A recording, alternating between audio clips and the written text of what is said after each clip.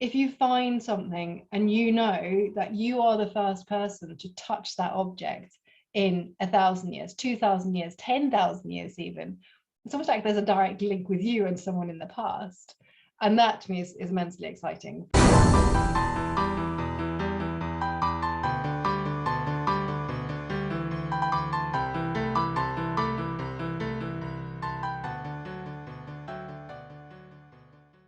My guest this week is Dr. Cat Jarman. Cat has a degree and a master's and a PhD in archaeology. The degree and the PhD are both from Bristol University, and the master's is from the University of Oslo. Cat spends most of her time as a presenter and an expert on TV documentaries for channels such as the BBC, Channel 4, History and Discovery. She also hosts the Gone Medieval podcast. Recently, Cat has also released the book River Kings. This is about her investigation into the origins of an orange bead, and it cast a radical new light on the Vikings. And you can see the copy of River Kings up over my shoulder, but you will also see it behind our guest, Dr. Cat Jarman. Cat, welcome to STEM with Mr. N. Thank you so much. It's great to be here. Let's just get right into your role as an archaeologist, which is what you've spent your career doing. Can you first just tell us, what is an archaeologist? So an archaeologist is somebody who studies the past by looking at things that people left behind. So the difference, people get a bit confused about archaeology and history. History is focused on books, things that are written down about the past. But archaeology is things, usually rubbish, actually, things that people accidentally left behind.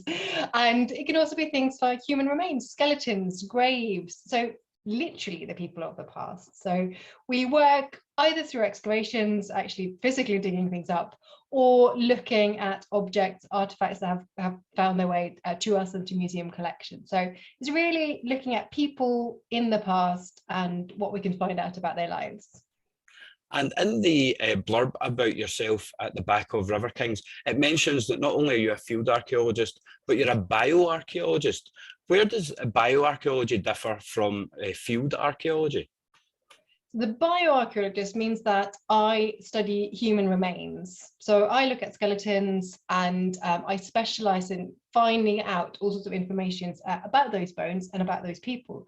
And that's everything from just radiocarbon dating, so looking at when somebody died, and also things like their diets. So we can actually find out what people ate, if they ate a meat-rich diet or a vegetarian diet, and also where they lived, because we sort of leave all sorts of chemical traces about our lives and our diets and our, everything in our bodies, and those are the things that I sort of tease out of the skeletons, basically, as a bioarchaeologist.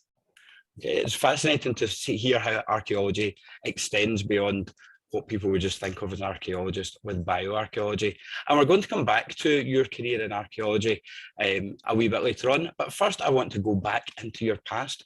What first got you interested in STEM? Can you remember where that sort of bug came from? It was actually quite late. It wasn't really something that I liked that much as a child. I mean, I liked maths quite a lot as a child. I didn't really study science. So I grew up in Norway, and in our school, we didn't really do very much science at all. So I didn't really know that much about it until I got to GCSE level, and I actually moved to England to study GCSEs. And I had to pick one science, didn't know much about them, and I picked physics. And we started having experiments, which was something I hadn't done before. And doing those experiments was so much fun. And I absolutely loved it. And I loved the sort of practical and real, doing something and then sort of thinking about what was happening.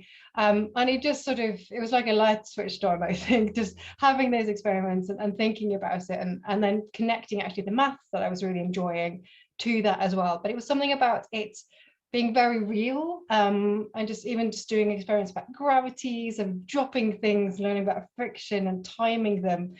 It was that, I think, that very active bit that suddenly made me think, oh, actually, this is really exciting. And how did you then lead from physics into pursuing the archaeology route when you went to university? That was also a bit of an accident, actually. Again, I enjoyed it, but I didn't really think that it was something I was going to do as a career. I think partially because I didn't really understand. I didn't know that something like archaeology would have a lot of science in it. I knew I was interested in archaeology because of the history aspect, but I did physics again at I actually did the international baccalaureate, which is a bit like A levels, but you have more subjects and you have to do a science and you have to do one at higher level. So I did physics higher level because I enjoyed it at GCSE, but I didn't really think that was going to be my career.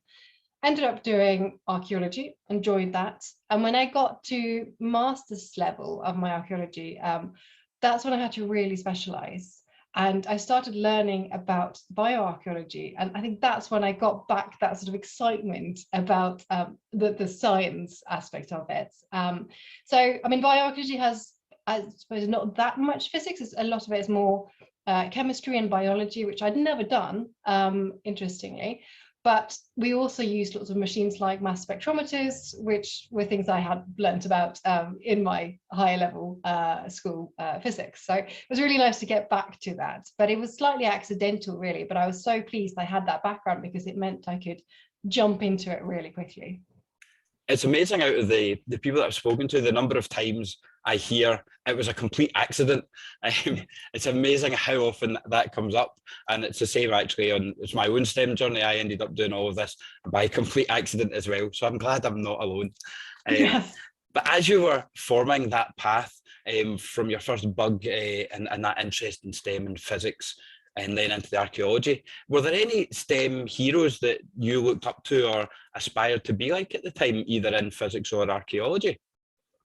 I actually didn't know about many people who did it. So it was something, and that's part of my problem with it. I actually didn't have any growing up. I didn't have any STEM heroes. It wasn't really something that I knew much about. So it really just came to me when I was at university, and some of the tutors that I had then who were so passionate. And I think that first physics teacher I had at GCSE level as well, who was sort of really inspiring me.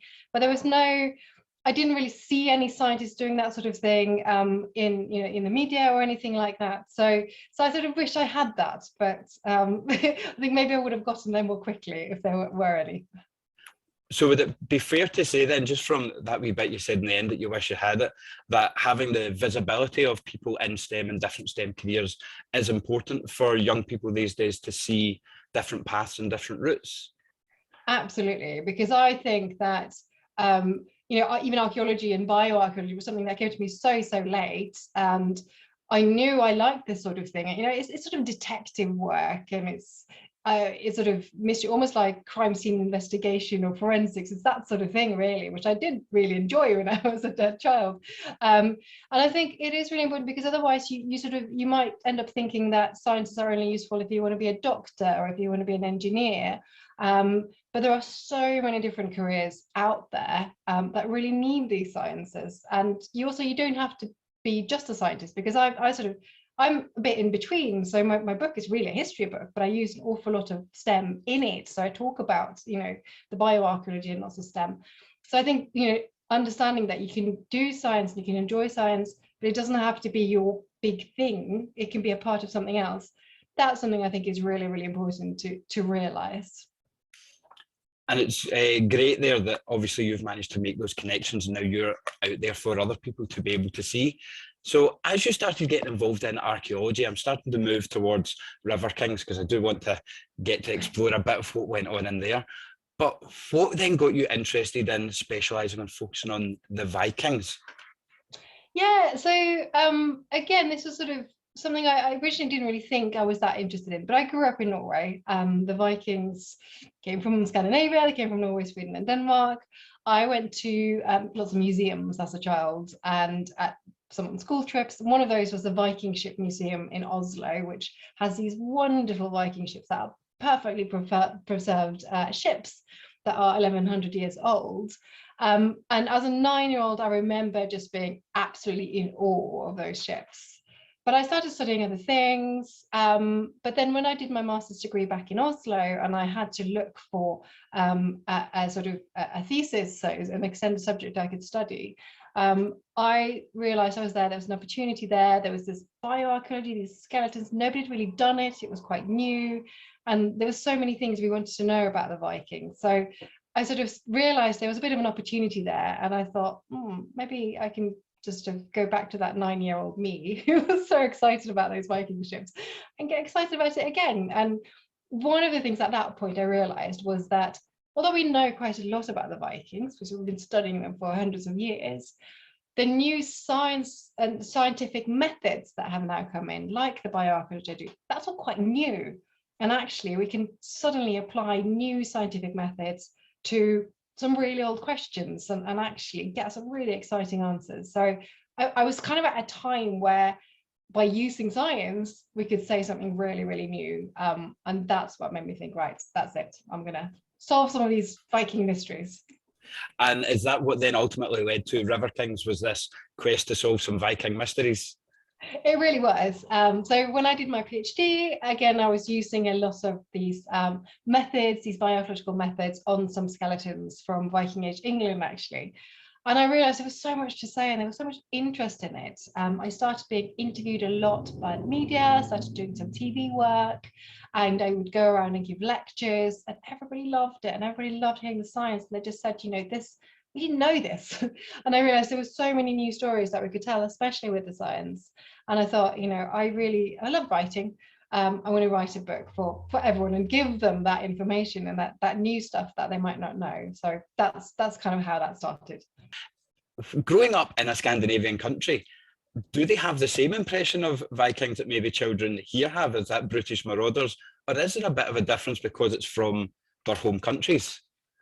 Definitely really different, actually. So we sort of celebrate them more as explorers and think of the achievements, and obviously we've got the things like those big Viking ships that you can go and see, and they are really spectacular. I think if people have the opportunity once in their lifetime to go to Oslo and see them, they absolutely should, because they are unbelievable. They're so big, so beautiful, and they are more than 1,000 years old.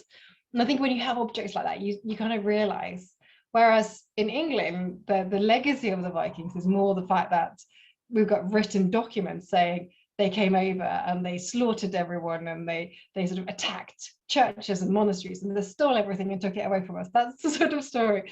So I think when you have those two, that's quite a contrast. If instead you see all the things and all the objects and all the beauty, and you think actually our sort of people went out and they explored the world, went really far. Yeah, okay, so maybe they did steal things. You tend to sort of focus on the other side, I think. Which civilization has not gone out and stolen things from anywhere, though? It's Yeah. the story of human history. But even though I gained a better appreciation for the Vikings, when I read River Kings, I was amazed by how far and wide the Vikings actually spread. Can you shed a bit of light on that and what your investigations into that orange bead discovered with the breadth that the Vikings actually spread to and the interactions they had with other civilizations?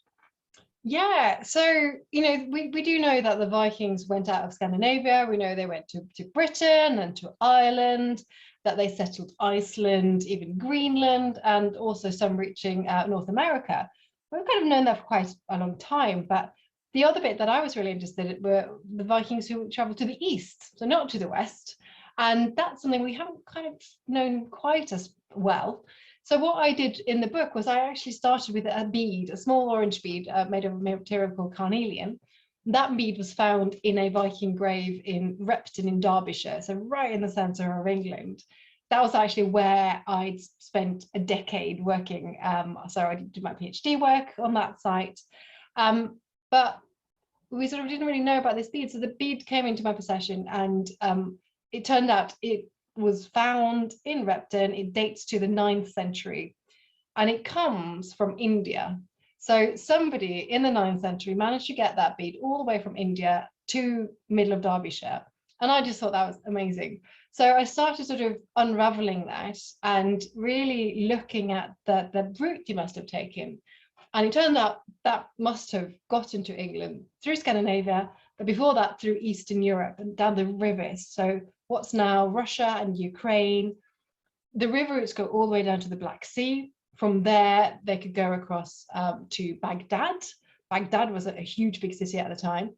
And from there again, all the way across to the Indian Ocean and across to India. So these were kind of networks that the Vikings didn't necessarily travel all the way to India themselves, but they tapped into all these networks. Other people were already moving and trading, and they made a connection between their part of Europe and those really big networks.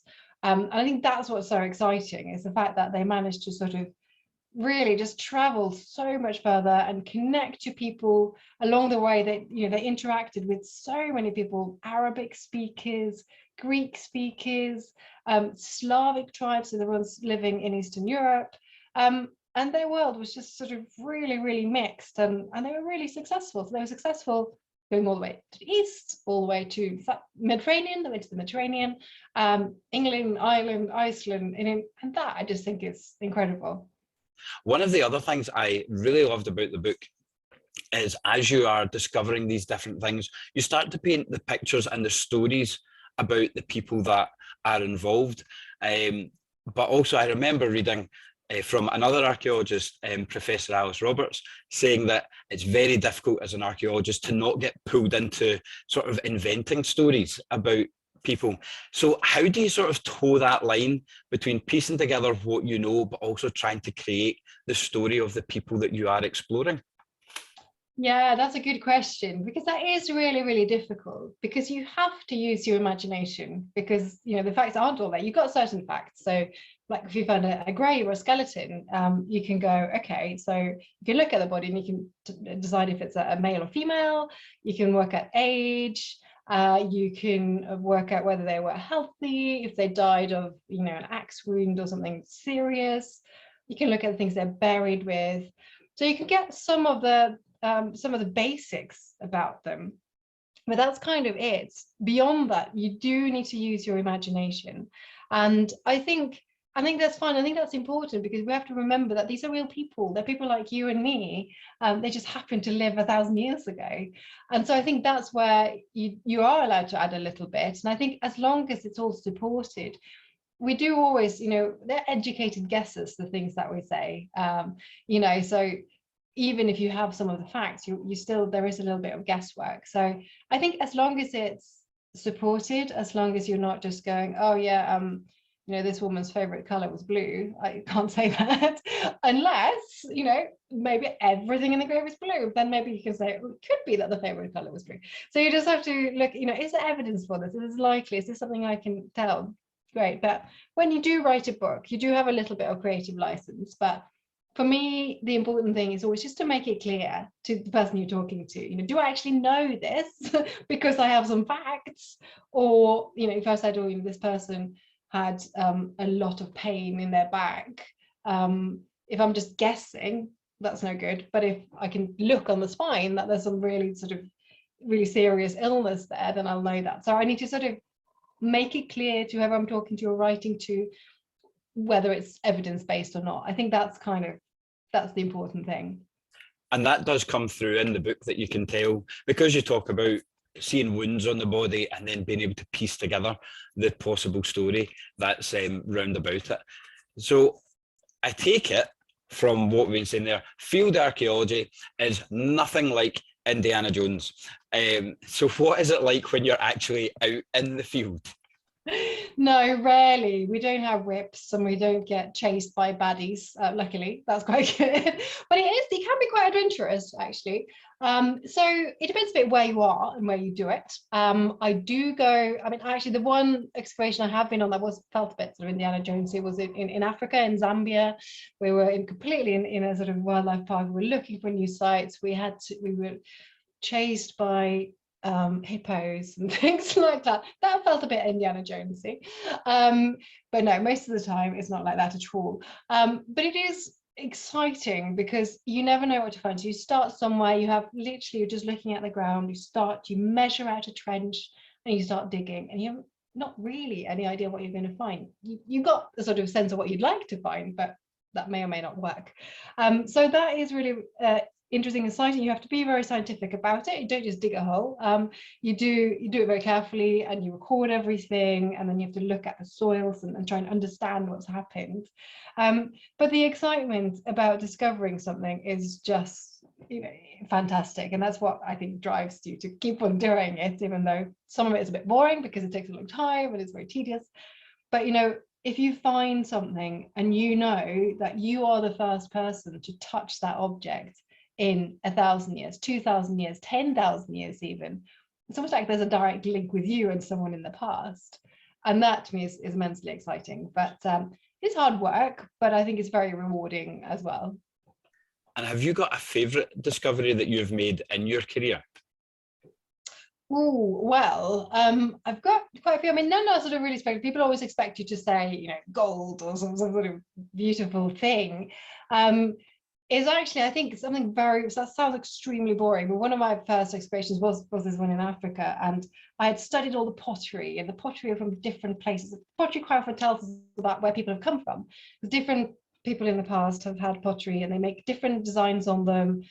So sometimes you can tell that something's come from far away. And we'd been excavating one place, and it was all the pottery was the same. It was all the kind of same sort of people, and there was sort of one type that I was hoping to find because it was really rare and it was from a bit further away.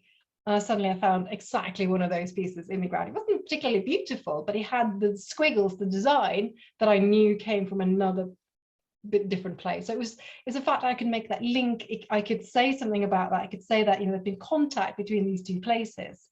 It just suddenly built a big story about people living there, who else, you know, where they traveled to, what they did. So even though, you know, it was actually a slightly rubbish piece of pottery, it just told such a big story. So that made me really, really excited.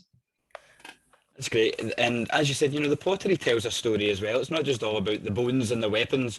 And I've spent a lot of time admiring the sword behind you. Yes, it's a Which Viking replica sword. I was going to say, I'm assuming that didn't come from a site. No. One of the things that I found also really fascinating in River Kings was a number of things that have been turned up by amateur archaeologists. So I think amateur archaeologists are people that have no archaeology training, but they just go out looking for things from the past to see what they can find. Yeah, so it's especially metal detectorists. So people who go and use metal detectors, which is something which in one way is fantastic. It can be problematic because we get people who do it and they take things out of the ground, they dig a bit too deep, they actually ruin what was there. So sometimes there might be a grave there and they go over, rip out the objects and then sell them and don't tell anyone. So that sort of thing is really problematic. But we have a lot of fields, especially in England, you know, ploughed fields, where the soil's constantly being churned up by the plough. So anything that was originally there, like a grave, is kind of lost. The objects are just, you know, messed around. So in a place like that, going across with a metal detector will give us those little objects, those artifacts. And that's actually really useful because we can take those and we can collect them. If they go and report them and tell you know the professionals where they found them, take photos and register them. And there's a scheme called the Portable Antiquities Scheme in England that actually does that. Then suddenly you have all this data and you've got databases from all over the country, so you can look at Viking artifacts and you can look at where they are. And so that is a massive big help. And then, you know, because you get so many people helping to tell those big stories. And is that something that children and young people are able to get involved in, or is it more adults that are out doing the metal detectoring? Yeah, I think quite a few children do it as well. So that is really nice. As long as people do it responsibly and actually record and report what they find to their local museum, then that's really nice. And there's also the things like Young Archaeologists Club that help people get involved, and you can be involved in excavations as a volunteer, which is really nice. So you can actually, especially in the summer, there's lots of excavations. So young people can be involved in those in quite a lot of places. So there's definitely lots of opportunities there. And that's a good time to link on to something that we'd said in our early communication, where you said when you were younger, you wish you'd known what you could do with GCSE or A-level science. So have you got a bit of advice around that for children and young people about STEM and pursuing STEM? Yeah, I think definitely if you enjoy it or if you think there's something interesting about it, just stick at it. Don't feel like, you know, you have to be one of those things like a physicist or an engineer or a doctor, and that's the only reason to do it. If you have any sort of enjoyment or if there's any bit of it, definitely just stick to it, even if you haven't got a definite reason at the end of it. So I didn't know that I could end up doing the things I do now, which is I absolutely love, but I use, you know, STEM all the time. I'd also say try and look a little bit around and try and work out what sort of different jobs are out there, what sort of different things. How do people use these sciences? You know, what can it actually be used for? And don't just think, you know, it's got to be the little thing, or maybe even the thing that they tell you at school, but just go out and sort of see, you know, is there science here and what can I do with it? So I think definitely that's my key thing. Just stick at it, even if you don't know a sort of end goal, even if you know you're not going to be a doctor, you might still want to do biology or chemistry or whatever, because you may well do exactly what I did, which is suddenly find yourself doing something you didn't think even was possible. And even when you started getting into the archaeology, was the prospect of going on to actually be a TV presenter on all these different channels and writing a book, was any of that in your scope to begin with when you said, I'm going to go and become an archaeologist? I don't think so, but I did when I was a child. I wanted to write books. I also wanted to do TV. So that was always something I thought, you know, that would be so much fun. And we did a lot of, where I did my university degree at Bristol, they filmed things like Time Team. So there was a lot of TV programs being made. I wasn't part of them, but I sort of saw it all the time. And actually the reason why I ended up studying archaeology at university was watching one of these documentaries. It just reminded me of my excitement about the Viking ships and all of that in the past. And it made me realize, the documentary made me realize that archaeology was a career, and then made me go and look up universities and seeing the degrees and going, actually, that was great. So I think having had all of that experience made me think, you know what, that would be great. And I love sharing my excitement about it. I love explaining things. I love the sort of challenge of trying to make something complicated make sense to other people. So I think that sort of quite naturally, all those interests, just that's really what brought me into it. But I think if you told me in my first year at university that I'd be doing what I'm doing now, I think I would be quite amazed, actually. And it's quite nice hearing Time Team mentioned, because growing up, my dad watched Time Team a lot, so I grew up watching Time Team. Have you managed to make your way onto any episodes of Time Team? Yes, I have. So they've just made 2 new episodes, which are now available on YouTube, and they asked me to be part of it. So I am part of the team officially. So that was a, you know, massive achievement. If you've got the links, or if I'm able to find them, I'll put them in the description of this video, so people can actually go and see you in action, as it were, on Time Team. Yeah. Thank you very much, Dr. Cat Jarman, for joining me this evening. Absolute pleasure. Thank you so much for inviting me.